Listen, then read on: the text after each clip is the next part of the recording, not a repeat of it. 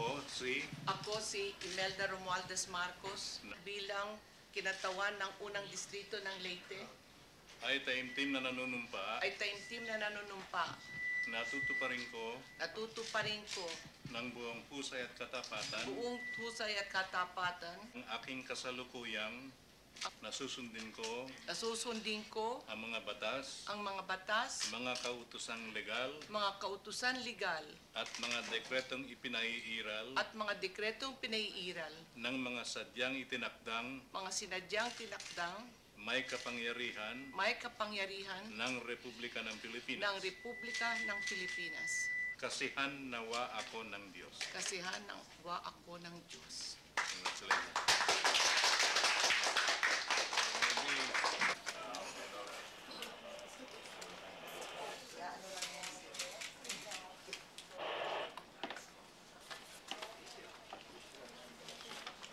The original I delivered to you.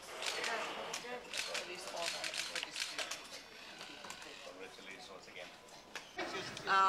Right now, I'm very happy that the voice of the people of Leyte have prevailed, and I feel I am here to now committed to serve with all my heart this honor and this duty from this mandate.